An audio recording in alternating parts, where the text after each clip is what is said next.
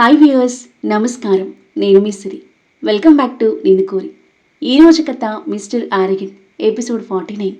మీ మనసుకు నచ్చే అత్యంత అద్భుతమైన కథ. కథ నచ్చితే లైక్ చేయండి. లైక్తో పాటు హైప్ చేయడం మర్చిపోవద్దు. ఇక కథలోకి వెళ్తే, ఇప్పుడు దాకా నువ్వు ఎక్కడికి వెళ్ళావు? నేను నీకోసం రోజంతా వెయిట్ చేశాను అని కోపంగా అంటున్న ప్రీతిని భయంకరమైన కోపంతో పళ్ళు బిగించి చూస్తూ ఆమె భుజాలు గట్టిగా పట్టుకుని గోడకు అదిమి పెట్టాడు రిషి. ప్రీతి షాక్ అయిపోయింది. ఏం చేస్తున్నావు నువ్వు? స్పృహలోనే ఉన్నావా? లేదు, నాకు ఇప్పుడే స్పృహ వచ్చింది అని రిషి పళ్ళు కొరుకుతూ అరిచాడు. అతని బెరుగ్గా చూసింది ప్రీతి. అతని నోటి నుండి ఆల్కహాల్ స్మెల్ గుప్పుమంది. రిషి కోపంగా ఉన్నాడు. పైగా బాగా డ్రింక్ చేసున్నాడు. కోపం మత్తు డేంజరస్ కాంబినేషన్. ఎర్రబడిన కళ్ళతో ఆమె కళ్ళలోకి కళ్ళు పెట్టి ఆగ్రహంగా చూస్తున్నాడు. ప్రీతి అతన్ని అంత కోపంగా ఎప్పుడూ చూడలేదు. నువ్వు నన్ను భయపెడుతున్నావు అంది వణుకుతున్న గొంతుతో. హో, నువ్వు కూడా భయపడుతున్నావా? కానీ మనుషుల ఫీలింగ్స్తో ఆడుకోవడానికి నీకు కొంచెం కూడా భయం లేదు. ఏంటి? ఏం చెప్పాలనుకుంటున్నావు? అయోమయంగా అడిగింది ప్రీతి. మై డియర్ ఫ్రెండ్ ప్రీతి, మరీ అంత అమాయకంగా నటించకు. నువ్వు చేసిందంతా నాకు తెలుసు. రిషి మాటలకు ఒక్కసారిగా షాక్ అవుతూ కళ్ళు పెద్దవి చేసింది ప్రీతి. తను ఏదైతే జరుగుతుందని భయపడిందో అదే జరిగింది. రక్ష రిషికి నిజం చెప్పింది. రక్ష కంటే ముందే తను నిజం చెప్పాలి అనుకుంది. కానీ తను చెప్పడానికి చాలా టైం పట్టింది. రక్ష మార్నింగే నిజం చెప్పి ఉంటుందని అర్థమైంది ప్రీతికి. ఆ నిజం రక్ష పాయింట్ ఆఫ్ వ్యూ నుండి వచ్చింది కాబట్టి రిషి తనని తప్పుగా అర్థం చేసుకున్నాడు అని క్లియర్గా తెలుస్తుంది. రిషి, నేను చెప్పేది ఒకసారి వినండి. వినడం కాదు, నేను అడిగేదానికి ఆన్సర్ చెప్పు ముందు. నువ్వు నన్ను ప్రేమించావా లేదని నటిస్తున్నావా అని నేను నీ నుండి తెలుసుకోవాలనుకుంటున్నాను. నేను నటించలేదు. నిజం చెప్తే నువ్వు ఎలా రియాక్ట్ అవుతావని భయపడి నిజం చెప్పలేకపోయాను. ఈరోజు మార్నింగ్ కూడా నీకు చెప్పాలనుకున్నాను, కానీ నువ్వు వెళ్ళిపోయావు.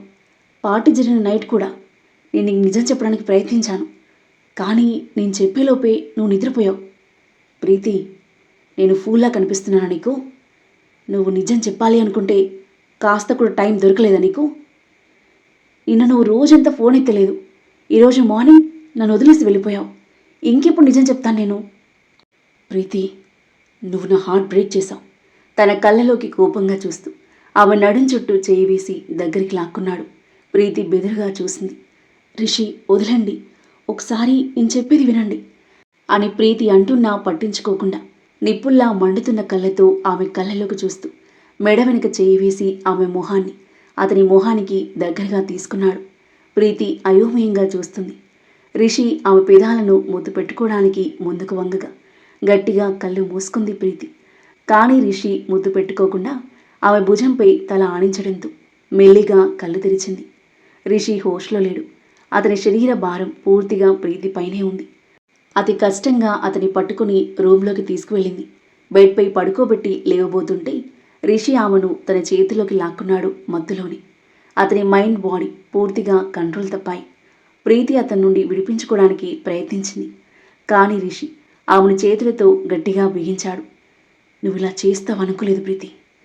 యు హ్యావ్ హర్ట్ మీ అని ఇంకా తాగిన స్థితిలో గొనుగుతున్నాడు. ప్రీతి మనసుకు బాధగా అనిపించింది.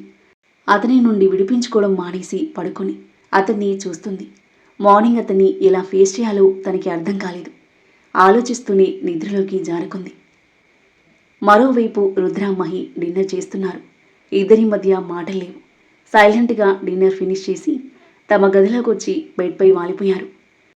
రుద్ర తల కింద చేతులు రెండూ పెట్టుకొని తిరుగుతున్న సీలింగ్ ఫ్యాన్ వైపు చూస్తుంటే మహి అతని వైపు అప్రసన్నమైన వదనంతో చూస్తుంది. ఆలోచనలో మునిగిపోయిన రుద్ర సైడ్ టేబుల్పై ఫోన్ మోగడంతో తేరుకుని ఫోన్ తీసి చూశాడు. తన పిఏ విశాల్ నుండి. వెంటనే లిఫ్ట్ చేశాడు. చెప్పు Vishal, is everything okay? Sir, మీకు ఒక ఇంపార్టెంట్ న్యూస్. రక్షా మేడం మ్యారేజ్ చేసుకుందని ఇన్ఫర్మేషన్ వచ్చింది సార్. వాట్? రుద్ర షాక్ అవుతూ బెడ్ మీద నుండి దిగ్గును లేచి కూర్చోగా మహి కూడా లేచి కూర్చొని అయోమయంగా చూస్తుంది. ఎస్ సార్, తనని ఫాలో అవ్వమని మనం అపాయింట్ చేసిన సీక్రెట్ ఏజెంట్ ఇన్ఫర్మేషన్ ఇచ్చాడు. ఎవరికీ తెలియకుండా సీక్రెట్ మ్యారేజ్ చేసుకుంది అనిరుద్ మెహతా అనే పూణే యంగ్ బిజినెస్ మ్యాన్తో. మార్నింగ్ వరకు న్యూస్ పబ్లిక్ అవుతుంది సార్. ఓకే, అతని డీటెయిల్స్ నాకు కావాలి. ఆయన keep I on her. Okay sir. Rudra phone పెట్టేసి భారంగా నిట్టూర్చాడు. ఏమైంది రుద్ర? గాబరాగా అడిగింది మహి రుద్ర భుజం మీద చేయి వేస్తూ. రక్ష మ్యారేజ్ చేసుకుంది అని చెప్పాడు తన వైపు చూస్తూ. కొన్ని రోజుల ముందు మ్యారేజ్ క్యాన్సిల్ అయింది కదా, మళ్ళీ ఇంత త్వరగా చేసుకుందా? తను మ్యారేజ్ చేసుకుంది తన లవర్ సంహిని కాదు, మరి ఎవరిని అడిగింది మహి సందేహంగా. పూణే బిజినెస్ మ్యాన్ అనిరుద్ మెహతాతో. మహి షాక్ అయిపోయింది. ఇంత త్వరగా మళ్ళీ ఇంకొకరి పట్టుకుందా, అది కూడా పూణే బిజినెస్ మ్యాన్? ఇంత త్వరగా ఎలా కనెక్ట్ అవుతున్నారు తనకి? మహి నిజంగా ఆశ్చర్యపోయింది. నాకు అది అర్థం కావట్లేదు మైకా.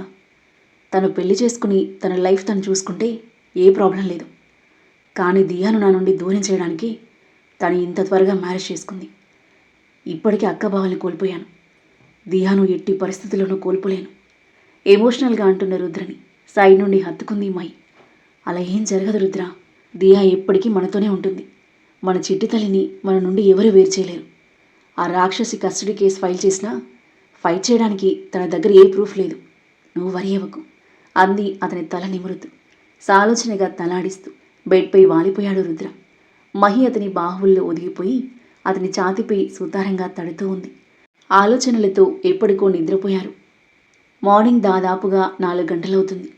నిద్రలో ఉన్న రిషికి అతని చేతుల్లో నిద్రపోతున్న ప్రీతి తనని వదిలి లేవడం తెలుస్తుంటే మేల్కొని మత్తుగా కళ్ళు తెరిచాడు.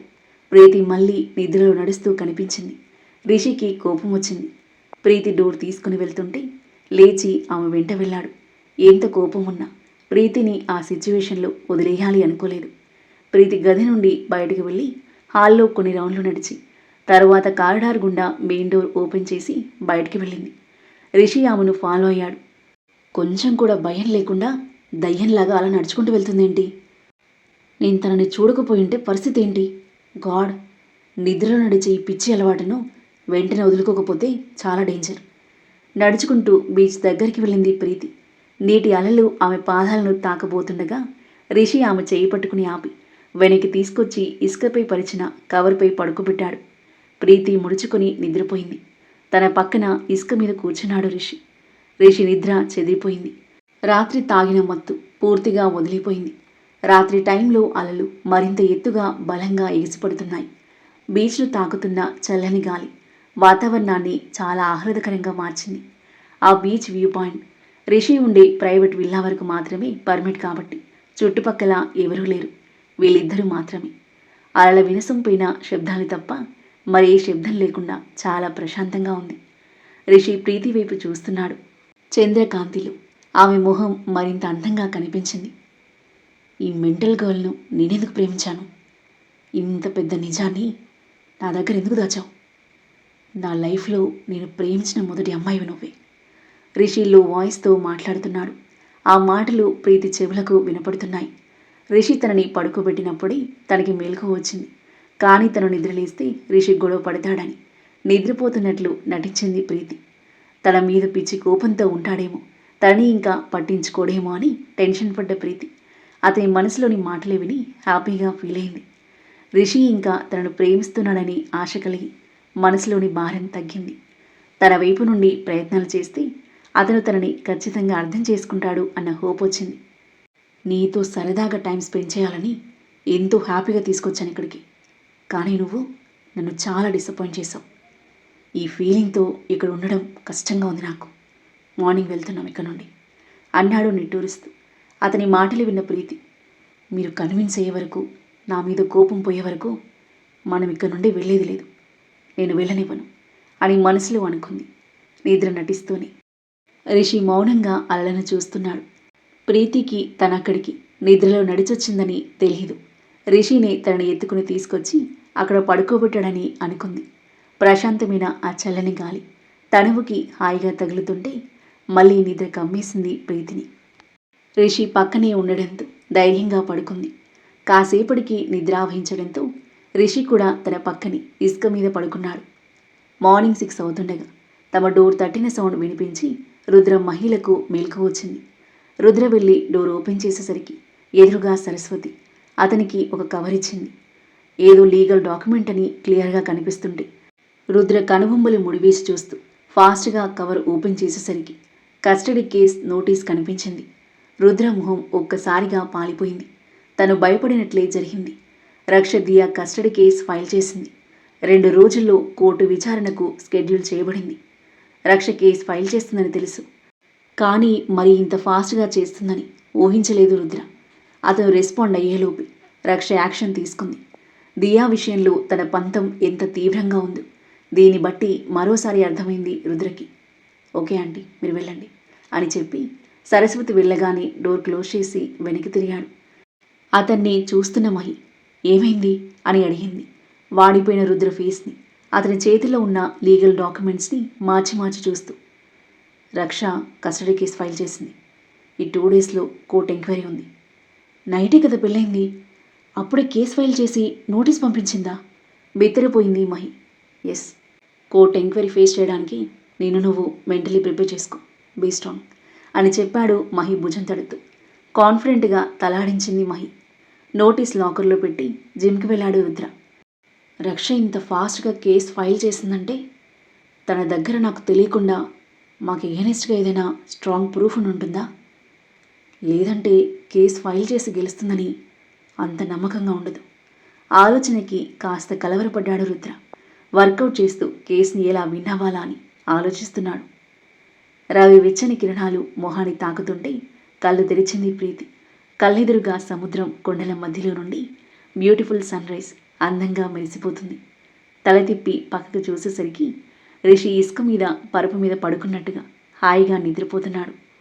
చల్లని ఆహ్లాదకరమైన బీచ్లు, వినుసంపైన అలల సవ్వడి, అందమైన సన్ రైజ్ కనువిందు చేస్తుండగా మనసైన వాడి పక్కన నిద్రలేవడం అంతా ఒక డ్రీమ్లా ఉంది ప్రీతికి. రిషి మొహాన్ని తాకబోయిన తను నైట్ అతని కోపం గుర్తొచ్చి చెయ్యి వెనక్కి తీసుకుంది. రిషితో ఇప్పుడే మాట్లాడాలి, లేట్ చేయకూడదు అని అనుకొని ఫాస్ట్గా లేచి వెళ్ళి కాఫీ కప్పులతో తిరిగి వచ్చింది. అతని నిద్ర లేపాలి అంటే టెన్షన్గా ఉన్నా ఎలాగోలా ధైర్యం తెచ్చుకొని డీప్ బ్రీత్ తీసుకుని వదిలి కప్పులు పక్కన పెట్టి రిషి భుజం కుదుపుతూ అతని లేపింది. రిషి కళ్ళు తెరిచి చూసేసరికి 2 కప్పుల కాఫీతో తన పక్కన కూర్చొని ఉంది. ఏంటిదంతా? కాస్త కఠిన స్వరంతో అడిగాడు రిషి. దీన్ని కాఫీ అంటారు అనుకుంటున్నాను, ప్రీతి కూల్గా బదిలిచ్చింది. ఇది కాఫీ అని నాకు అర్థమవుతుంది, కానీ నా కోసం కాఫీ ప్రిపేర్ చేయమని నీకెవరు చెప్పారు అని చిరాగ్గా లేచి వెళ్ళబోతుంటే ప్రీతి అతని చేయి పట్టుకుని ఆపింది. దీనికి నాకు మీ పర్మిషన్ అవసరం లేదు, ఇక్కడే ఉండండి, నేను మీతో మాట్లాడాలి. నా కంప్లీట్ స్టోరీ వినకుండా మీరు ఈరోజు ఎక్కడికి వెళ్ళడానికి వీల్లేదు. ఇప్పుడు ఈ కాఫీ కప్ పట్టుకొని సైలెంట్గా నా మాట వినండి అంది. ఇంకా చెప్పాల్సింది మిగిలిందా? అసహనంగా అడిగాడు రిషి. అవును, మీరింకా నా పాయింట్ ఆఫ్ వ్యూ తెలుసుకోవాలి. ఈ నిజం వెనుక ఇంకో పాయింట్ ఆఫ్ వ్యూ ఉందా? ఐఎమ్ సర్ప్రైజ్డ్ వెటకారంగా అన్నాడు రిషి. ఉంది, మీరు వినాలి అనుకుంటే.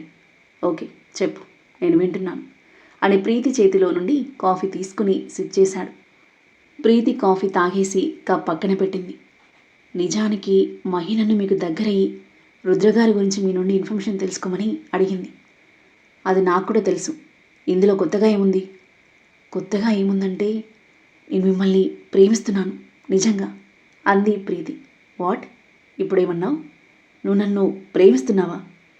నువ్వు ఇంకా నన్ను మోసం చేసిన అదే క్యారెక్టర్లో జీవిస్తున్నావా? రిషి పెదాలపై వ్యంగ్యమైన నవ్వు. అసలు నేనేం చేశాను? అవును, నేను మహి చెప్పిన దానికి ఓకే అని చెప్పాను, కానీ నేను ఎప్పుడైనా మీ పట్ల ఏదైనా చొరవ తీసుకున్నానా? మీకు దగ్గర అవడానికి ప్రయత్నించానా? లేదు కదా. ఎప్పుడు నా దగ్గరకు వచ్చేది మీరే, ఫస్ట్ లవ్ ఎక్స్ప్రెస్ చేసింది మీరే. ఇప్పటి వరకు నేను మిమ్మల్ని రుద్రగారి గురించి ఏమీ అడగలేదు. పార్టీ జరిగిన నైట్ మీరు నా ఇంటికి వచ్చినప్పుడు కూడా నా గురించి చెప్పడానికి ప్రయత్నించాను, కానీ మనం మాట్లాడుకుంటుండగానే మీరు నిద్రపోయారు. మీ సిస్టర్ రక్ష మీకు ఈ విషయం చెప్తే ఆమె మీకు మొత్తం నిజం చెప్పదని నాకు తెలుసు, కాబట్టి నేను మీకు ఈ విషయం ముందే చెప్పాలనుకున్నాను. కానీ నా దురదృష్టం, మీకు నాకంటే ముందే మీ సిస్టర్ చెప్పింది అంది ప్రీతి బాధగా. ఆ రికార్డింగ్లో నువ్వు చెప్పింది దాన్ని యూజ్ చేసుకుంటున్నట్టు క్లియర్గా తెలుస్తుంది. ఆ రికార్డింగ్ కూడా ఫేకేనా? మీరు ఏ రికార్డింగ్ గురించి మాట్లాడుతున్నారు? వెయిట్ అని అంటూ రిషి తన ఫోన్ తీసి ప్రీతి ముందు పెట్టి ఆ రోజు పార్టీలో వాష్రూమ్ దగ్గర ప్రీతి మహిళ మధ్య జరిగిన సంభాషణను ప్లే చేశాడు. వాళ్ళిద్దరూ రుద్ర గురించి డిస్కస్ చేస్తుండగా రక్ష వాష్రూమ్ నుండి సీక్రెట్గా రికార్డ్ చేసింది. ఆ రికార్డింగ్ వింటున్న ఎవరైనా మహికి రుద్ర గురించి చాలా అనుమానాలు ఉన్నాయని ప్రీతి రిషిని యూజ్ చేసుకుని రుద్ర గురించి తెలుసుకోవడానికి ప్రయత్నిస్తున్నారని అనుకుంటారు. అదంతా విన్న ప్రీతి షాక్ అయిపోయింది. రిషి ఎందుకంత బాధపడ్డాడో ఇప్పుడు అర్థమైంది ఆమెకు. మీరు రికార్డింగ్లో సగం మాత్రమే విన్నారు. లేదంటే మీ సిస్టర్ మీకు నాకు మధ్య డిస్టెన్స్ క్రియేట్ చేసినంత మాత్రమే రికార్డ్ చేసుండొచ్చు. కానీ నేను మీకు కంప్లీట్ నిజం చెప్తాను అంది ప్రీతి. రిషి అనాసక్తిగా వింటున్నాడు. మిస్టర్ రిషి, నేను మిమ్మల్ని చాలా అంటే చాలా లవ్ చేస్తున్నాను. మీరు నా లైఫ్లోకి వచ్చిన ఫస్ట్ అండ్ లాస్ట్ పర్సన్. నా పక్కన మిమ్మల్ని తప్ప మరొకరిని ఊహించుకోలేను నేను. మీరు నన్ను యాక్సెప్ట్ చేస్తారా లేదా వదిలేస్తారా అనే డిసిషన్ ఇప్పుడు మీ చేతిలో ఉంది అని ఆర్ద్రంగా చెప్పిన ప్రీతి రిషి దగ్గరికి వంగి తన పెదవులతో అతని పెదవులపై సుతారంగా ముద్దు పెట్టి లేచి అక్కడి నుండి లోపలికి అడుగులు వేసింది. రిషి ఆశ్చర్యంగా చూస్తున్నాడు. ప్రీతి మాటల్లోని నిజం ఆమె కళ్ళలో అతనికి కనిపించింది. ప్రీతి కూడా తనని లవ్ చేస్తున్నందుకు అతని మనసుకు చాలా హ్యాపీగా అనిపించింది. కానీ అతని హృదయం ఆమెను అంత ఈజీగా క్షమించడానికి నిరాకరించింది. ఫాస్ట్గా ప్రీతి వెనకాల నడిచి తన చేయి పట్టుకున్నాడు. ప్రీతి నవ్వుతూ వెనక్కి తిరిగి చూసింది. నేను నిన్ను ట్రస్ట్ చేయాలని నువ్వు అనుకుంటున్నావా అని అడిగాడు. అవును. సో దానికోసం నన్ను పెళ్లి చేసుకుంటావా? రిషి అలా అనేసరికి షాకింగ్గా చూసింది ప్రీతి. ఎందుకలా చూస్తున్నావు? I'm serious. ఇప్పుడు డెసిషన్ నీ చేతిలో ఉంది. నేను నిన్ను క్షమించాలంటే నువ్వు నాదానివై ఉండాలి అని అన్నాడు. కానీ మీరు సడన్గా నన్ను ఎందుకు పెళ్లి చేసుకోవాలనుకుంటున్నారు? ఎందుకేంటి? నువ్వు నన్ను ప్రేమిస్తున్నావని చెప్పావు కదా. నెక్స్ట్ పెళ్ళే కదా. ఏ నీకు నన్ను పెళ్లి చేసుకునే ఆలోచన లేదా? ఉంది. కానీ మరీ ఇప్పుడే పెళ్ళా? మీరు చాలా ఫాస్ట్గా పరిగెడుతున్నారని మీకు అనిపించడం లేదా? ఎందుకు? నువ్వు నాతో పరిగెత్తకూడదు అనుకుంటున్నావా? మీరు నా చేయి పట్టుకుంటే నేను మీతో పాటు పరిగెత్తడానికి సిద్ధంగా ఉన్నాను. రిషి ప్రశ్నకు ప్రీతి మరోసారి తన ఫజిల్ శైలిలో సమాధానమిచ్చింది. అంటే ఏంటి? ఎస్ అంటున్నావా అని అడిగాడు. ప్రీతి రిషి చేయి విడిపించుకుని సిగ్గుపడుతూ లోపలికి పరిగెత్తింది. రిషి తనని అంత ఈజీగా యాక్సెప్ట్ చేయడం తను నమ్మలేకపోయింది. అదంతా ఒక కలలా అనిపించింది ఆమెకు. రిషి తనలో తాను నవ్వుకుంటూ అక్కడే కూర్చున్నాడు. రుద్ర ఆఫీస్కి చేరుకొని తన లీగల్ అడ్వైజర్కి నోటీస్ చూపించాడు. రక్ష గారు అంత కాన్ఫిడెంట్గా కేసు ఫైల్ చేశారంటే ఆమె దగ్గర మీరు రాంగ్ అని ప్రూవ్ చేయగల ఆధారాలు ఖచ్చితంగా ఉన్నాయి. ఆధారాలు ఏంటి అన్నది మనకి కోర్టులోనే తెలుస్తుంది. మీరు అన్నింటికి రెడీగా ఉండండి అని సూచించాడు అతను. ఆ మాటలు విన్న రుద్ర మనసు మరింత కలవరపడింది. రక్ష దగ్గర ఉన్న ఆధారాలేంటో అతనికి అంత పట్టట్లేదు. ఆ తరువాత ఏం జరగబోతుంది? రక్ష దగ్గర ఉన్న ఆధారాలేంటి? దియా కస్టడీ కేసులు గెలిపేవరిది? రుద్ర మహిళదా లేదా రక్షదా? రక్ష పెళ్లి చేసుకున్న ఆ బిజినెస్ మ్యాన్ ఎవరు? ఈ వెకేషన్లు రిషి ప్రీతి పెళ్లితో ఒక్కటవుతారా? ఈ రెండు జంటల జీవితాలు ఏ మలుపు తిరగబోతున్నాయి? అద్భుతమైన కథనంతో, మీ ఊహకందని మలుపులతో, మీ మనసును హత్తుకునే సన్నివేశాలతో ఎంతో ఆసక్తిగా సాగి ఈ కథ యొక్క నెక్స్ట్ ఎపిసోడ్ కోసం మన నెక్స్ట్ వీడియో చూడండి. కథ నచ్చితే లైక్ చేసి కామెంట్ చేయండి. ఇంకా ఇలాంటి ఇంట్రెస్టింగ్ స్టోరీస్ కోసం మన ఛానల్ని సబ్స్క్రైబ్ చేయండి. Thank you for listening.